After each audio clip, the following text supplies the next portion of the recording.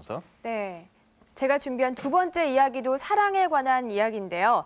이 경기도 여주군 신륵사에서 전해 내려오는 이 전설은 죽어서도 아들을 살린 깊은 모정에 관한 전설입니다. 경기도 여주시 신륵사, 700년이란 역사에 걸맞게 다양한 전설들이 전해지고 있는데요. 그중 하나가 뜨거운 모정에 관한 이야기입니다. 아픈 어머니를 두고 과거를 보러 떠나는 아들. 어머니는 자신은 괜찮다며 아들을 안심시킨 후 자신의 염주를 주어 길을 떠나게 합니다. 밤이 되어 길에서 하룻밤 잠을 청하는 아들. 그런데 구렁이 한 마리가 아들에게 다가왔다가 깜짝 놀라 도망을 칩니다. 그런 줄도 모르고 깊은 잠에 빠져 꿈까지 꾸는 남자.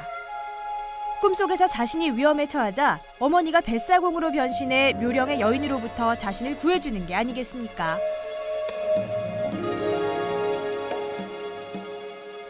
깜짝 놀라 잠에서 깬 아들은 어머니가 돌아가신 후 신륵사의 수호신이 되었고 그 영험으로 자신을 지켜주었다는 것을 알고 슬피 울었다고 합니다.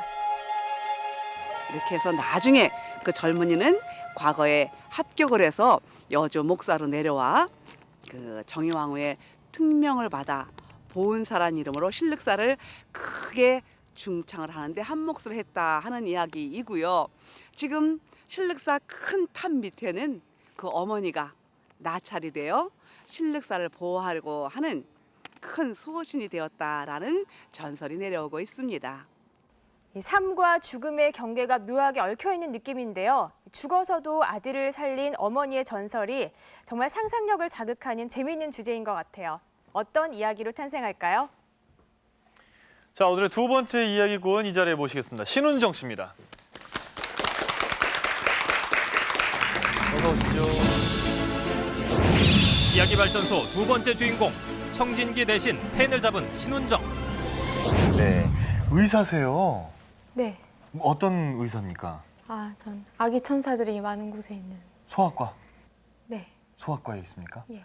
그래, 근데 의사신데 글을 쓰시는 이유가 있다면? 제가 원래 글을 잘 못 써서 공부를 열심히 했습니다. 글을 잘 못 써서 도전한다. 아니, 글을 잘 못 써서 예. 공부를 열심히 해서 의사가 됐기 때문에 글을 쓰고 싶어하는 마음은 원래 있습니다. 작가를 하고 싶으셨다 그 얘기군요. 네. 그러면 제작진이 신운정 씨 나와주십사 하고 전화 드렸을 때 네. 어떠셨어요, 기분이? 사실 공모 보낸 지가 오래돼서 예. 거의 좀 포기하고 예. 지쳐가지고 음. 홈페이지도 안 들어가 보고 포기하고 있었는데 이게 전화가 온 건지 안 온 건지 다시 한번 전화를 제가 드리고 싶었습니다. 확인하러. 그 정도였군요. 네. 그래, 지금 나오게 된 지금은 어떻습니까, 기분이? 지금은 앞에서 하신 분이 너무 잘해서 좀 굉장히 좀 떨리고 약간 부담이 많이 됩니다. 그래요. 그럴 수도 있죠. 하지만 우리 신운정 씨의 이야기 기대하면서 박수로 청해 듣겠습니다.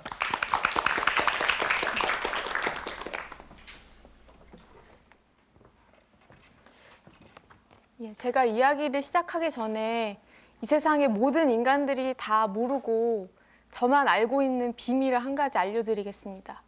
그건 바로 저승계의 이야기인데요. 저승계에는 크게 두 가지 부서가 있습니다. 첫 번째 부서는 이제 살생 명단 관리부라고 죽을 사람들 명단 작성하는 부서가 있고요. 그 다음에 두 번째 부서는 집행부라고 그 관리부에서 작성된 명단을 가지고 인간을 직접 죽여서 데려가는 그 두 가지 부서가 있습니다. 오늘 이야기도 관리부에서 명단을 잘못 작성해서 보낸 사건 때문에 벌어지게 됩니다. 2008년 1월 5일. 아침을 알리는 요란한 자명종 소리에 눈을 뜬 이 남자. 지칠 줄 모르는 체력과 빛나는 아이디어로 초고속 승진을 거듭하는 발전 산업의 길이나 김영진이다. 오는 10일 있을 프로젝트 준비로 들떠있는 김영진. 최연소 과장 승진이 걸린 대형 프로젝트였다. 그런데 형진의 운명을 좌우할 또 하나의 세력이 있었으니 바로 저승사자였다. 바로 저 사람입니다. 김영진, 나이 30세, 1월 10일 사망. 이렇게 넘어갔단 말이지. 김영진은 살생 명부를 관리하는 저승사자들의 실수로 프로젝트가 예정된 1월 10일 사망할 예정이었다. 사망 방법은 모두 3차로 나눠집니다. 1차는 전철역 추락사고, 2차는 교통사고, 3차는 회사 화재입니다. 어떻게든 김영진을 살려 관리부의 실수를 무마시키는 게 이들의 임무. 집행부 사람입니다. 그런 김영진을 감시하는 또 한 사람, 바로 집행부 저승사자였다. 1월 10일 사망, 지하철 추락사, 교통사고, 화재사고. 관리부의 애타는 속도 모르고 김영진을 데려가기 위해 사전 답사차로 나왔던 것이었다. 입사 2년 차 집행부에 떠오르는 새끼. 만만치 않은 놈입니다. 미리 답사까지 나왔군. 그냥 이야기해서 막는 것이 더 효과적이지 않을까요?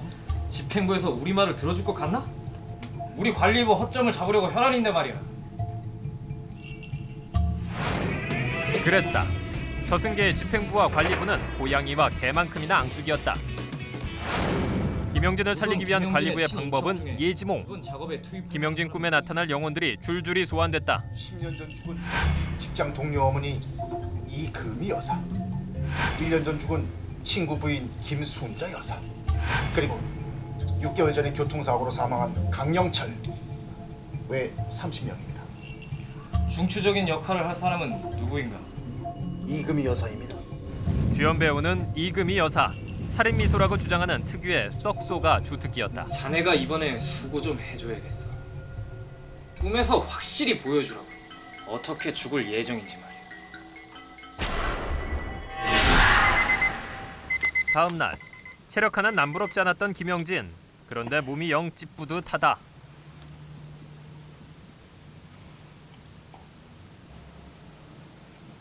프로젝트 때문에 신경을 많이 써서 그런가? 자고 일어나서도 개운하지 않은 형진. 하지만 그건 시작에 불과했다.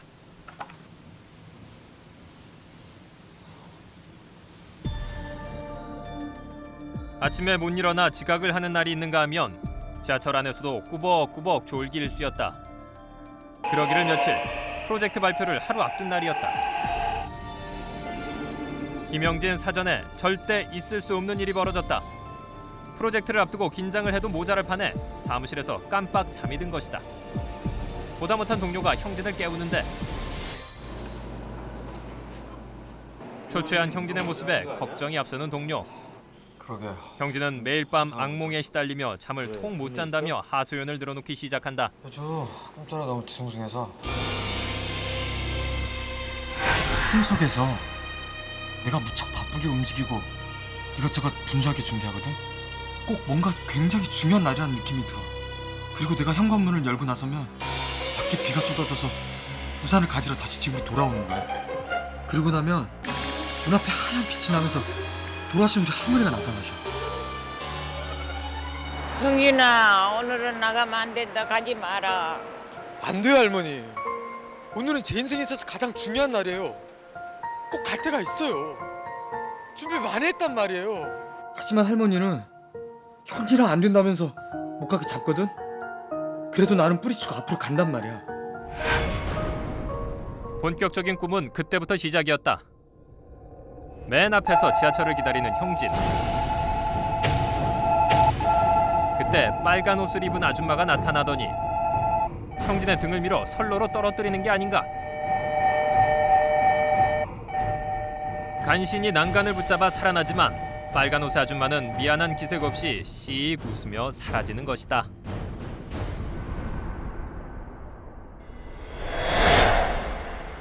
지하철에서 내려 회사로 걸어가는 동안에도 이상한 일은 계속됐다. 어디선가 시선이 느껴져 돌아보면 빨간 옷 입은 아줌마가 웃는 모습으로 자신을 바라보는데 그야말로 섬뜩한 미소였다. 형진이 무서워하며 도망치면 기다렸다는 듯 차 한 대가 튀어나와 부딪히는데 차의 운전자 역시 빨간 옷 아줌마였다. 마지막 코스는 회사. 엘리베이터 문이 열리면 그 안엔 아줌마 혼자 타고 있는데 역시 웃으며 형진에게 부탄가스를 던지고 유유히 사라지는 것이다. 프로젝트 때문에 너무 스트레스 받는 거 아니야?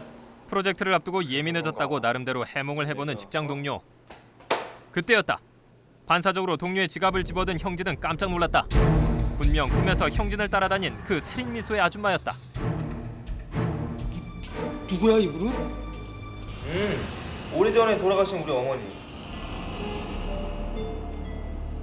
왜 친구 어머니가 꿈에 나타나 형진을 죽이려고 하는 걸까? 형진의 불안은 극에 달했다. 드디어 김영진의 운명을 좌우할 1월 10일 아침이 밝았다. 지난밤도 악몽에 시달렸지만 프로젝트가 있는 날이니 그래도 오늘은 기운을 내야 했다.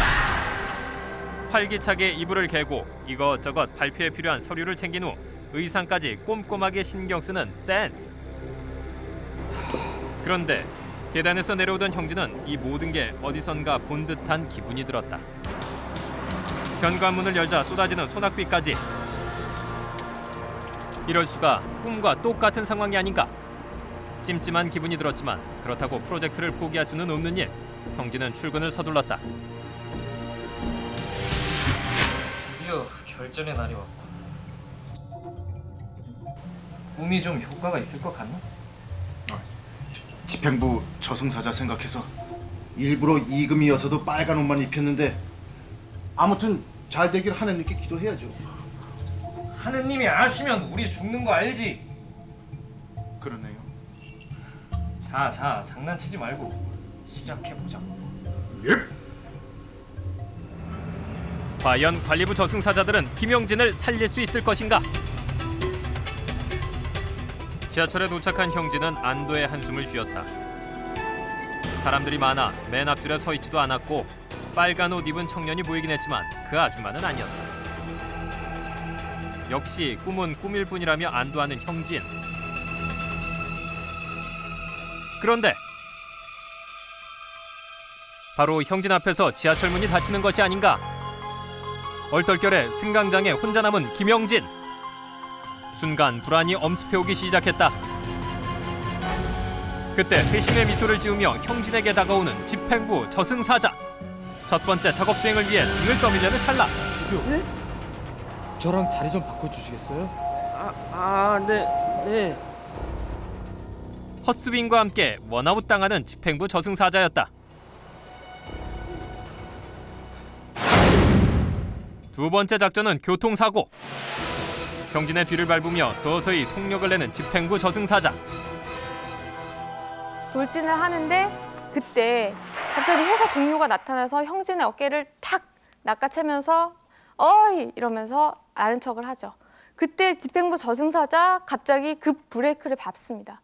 왜냐하면 동료는 명단에 없기 때문에 그 죽이면 또 큰일 나거든요.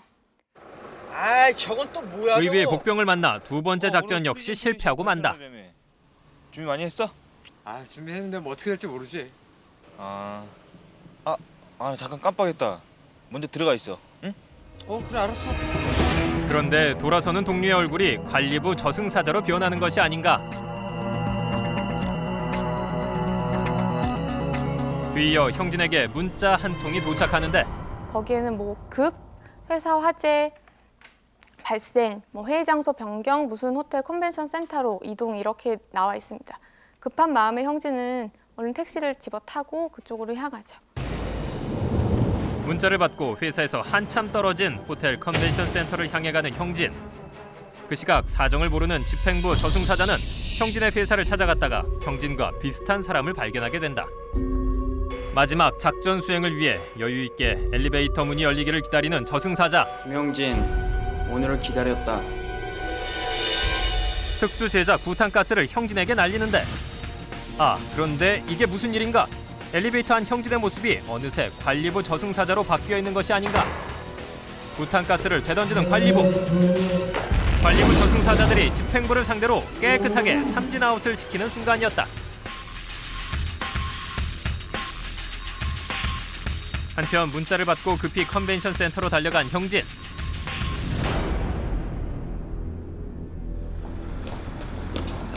하지만 컨벤션 센터엔 프로젝트 관련 안내문은커녕 동료들의 모습도 전혀 보이지 않았다. 나 컨벤션 센터 도착했는데 어떻게 된 거야? 당황한 형진은 그제야 동료에게 전화를 해보는데 되레 형진을 나무라는 동료. 사태는 또 뭐고? 왜 아무도 안 오는 거야? 너야말로 어떻게 된 거야? 그때 전광판에 형진의 회사인 발전산업에서 가스 폭발로 10여 명이 사망했다는 뉴스 속보가 전해진다. 뭔가에 홀린 듯 어안이 벙벙한 형진. 그런 형진을 기쁘게 바라보는 두 저승사자. 선배님, 성공입니다, 성공. 역시 죽은 사람 구하는 데는 꿈의 조상이 나타나는 게 최고라니까. 그나저나 명단에도 없는 사람을 10명이나 소환했으니 새별은 앞으로 어떻게 될까요? 아마 몇천 년은 썩어야 할걸? 집행부 놈들 골탕 좀 먹어보라지. 자, 이제 슬슬 저승으로 돌아가자.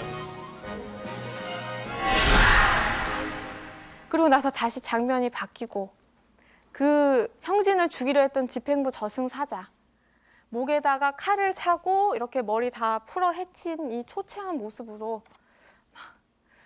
내가 다 죽이려고 했던 건 아닌데 막 어쩌고 저쩌고 막 중얼중얼 거리면서 있는 모습이 나오고 이야기는 끝이 납니다.